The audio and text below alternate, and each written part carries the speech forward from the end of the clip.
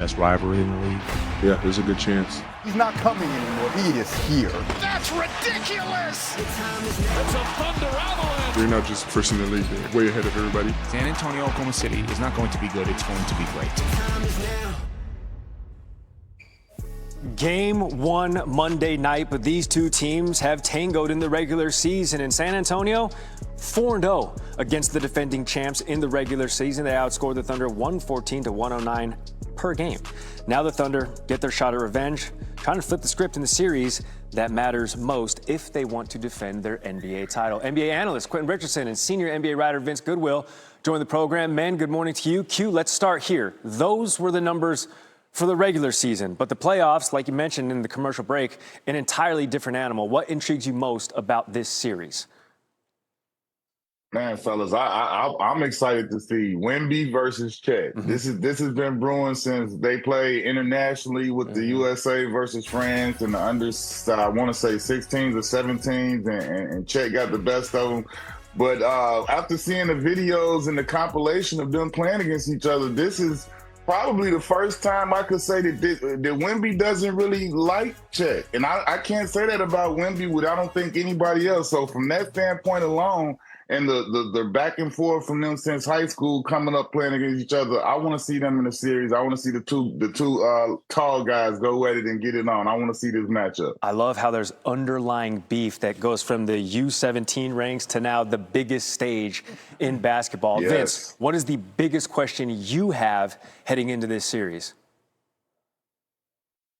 Yeah, I'm drawn in by Skinny Bowl too, but you also have to remember Oklahoma City being without Jalen Williams since early in the Phoenix series. We don't know what his health looks like with that hamstring. It's been bothering him all season, all playoffs. They can't win if he's not all the way right. But for San Antonio, Stephon Castle has turned into their second best player. He actually led them in scoring and assists in the series against the Minnesota Timberwolves. A highly efficient player. He's going to be one of the main defenders on Shai Gilgeous-Alexander's season, and you got to attribute a lot of that to Stephon Castle and, of course, to Victor Wembanyama. Their 1-2 game, I think it's going to be something that Oklahoma City is going to have a lot of trouble with. Stephon Castle hit 5 threes, 32 Area points, a 51. game high. Come on now. Hey, I appreciate those answers, fella. That's going to do it for me.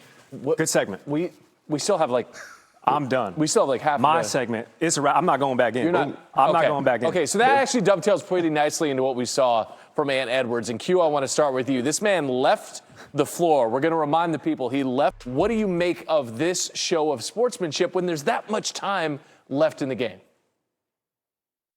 Man, I think it was a situation where he was probably on the bench and he was frustrated. Like, can't believe that, this much time left. The game is over, is decided. And it's one of them things that I think he just had a spur of the moment reaction. And then it was just like probably a frustration type thing. And let me just show love so I could just bounce right out of here after the game. I don't want to do this after the game.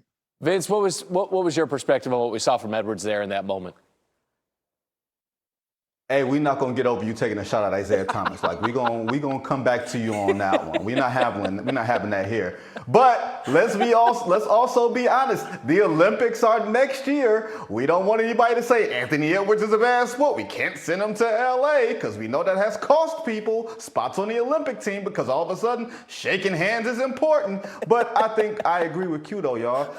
It's really important, I think, for Anthony Edwards to know that, let me shake these guys' hands before the frustration really sets in. When you got 8 minutes left, that's a lot of time to sit on the bench and stew and be frustrated, and you're down 30. So you know what? Let me go over here while some of the game is still fresh on me and everything else, and let me dap these guys up so I can sit on the bench, and at the end of it, when the buzzer goes off, I can take my behind straight to the locker room. Mm-hmm.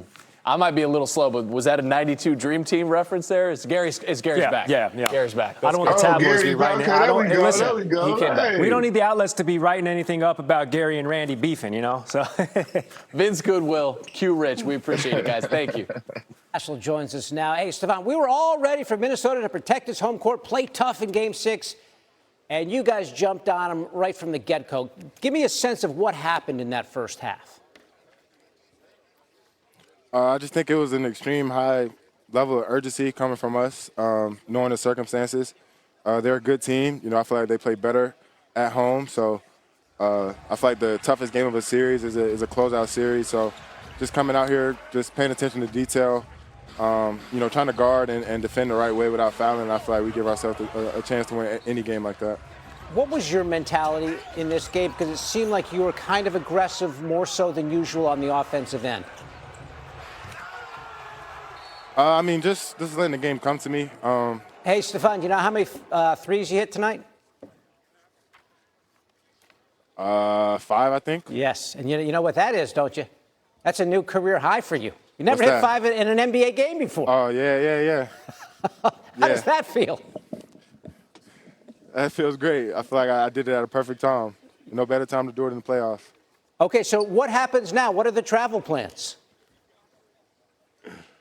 I think we're going home tomorrow. Stay here, chill. Probably watch the film tomorrow. But, yeah, I think we're flying home tomorrow morning. All right.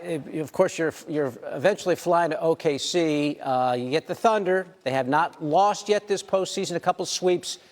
Give me your sense of this best of 7 as you get ready for it. It's going to be tough. It's going to be physical. We're we're 2 teams that are at the top of the West. A lot of aspirations for this season. So, it's going to be a tough best of 7. You did beat them 4 times in 5 games this season. Do you guys feel like you have the edge on the defending champions? Well, for us, we have nothing but confidence in ourselves against anybody. But, just seeing how they played earlier in the year, it definitely gives us a little bit more confidence. But it has nothing to do with the postseason. So I'll be just taking it game by game. Well, I'll tell you what.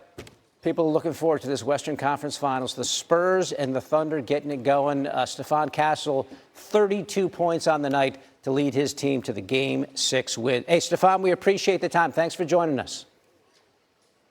Thank you. I appreciate you. Game 1 of Spurs Thunder is Monday night. This will be just the 8th series ever pitting 2 teams with win percentages of .750 or better. It's been 28 years since we last saw it, the 1998 NBA Finals between the Jazz and Bulls. Jordan's last dance, the shot, you know the rest. Here's Wemby on going to the conference finals.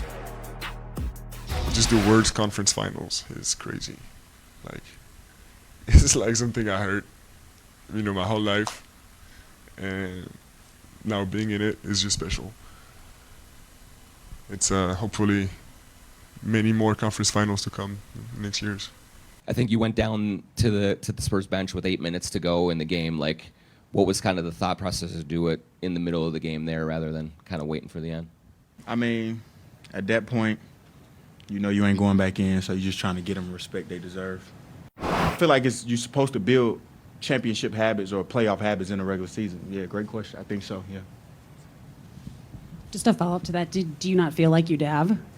Do I feel like what? That you have built the habits during the regular season? No, we didn't build the habits during the regular season, no. And you mentioned building championship habits in the regular season. Does that start with you? Does that start with coach? Is it a collective thing? Where does that really start?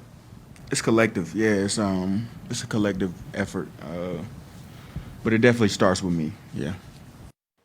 Our hoops analyst, Monica McNutt, joins us now. Monica, the Spurs took all the drama out of it, turned it into a laugher. Ants shaking their hands midway through the 4th quarter. How did San Antonio make this look so easy tonight? D. Lloyd, I think it's so imperative that we acknowledge the balance of this group. Yes, Victor Wembanyama is the centerpiece, but just for the sake of the exercise, if you take his 19 points off the board tonight, the Spurs still won by 10 points in this one. And so I think when you look at the shooting and the defense and the pressure that this squad can create on the perimeter, the way they can defend Anthony Edwards, all of that goes into what the Spurs are doing despite having inexperience as a unit. Ultimately, though, I think this team was just too deep, too healthy when you look at all that the Wolves had to go to even get this game, or this series rather, to a 6-6 game. Yeah, the Spurs are certainly a handful. As for the Wolves, they're done in the second round. They made the conference finals the last 2 years. Has this team taken a step backward, or are just the Spurs that good? Listen, I think 2 things can be true.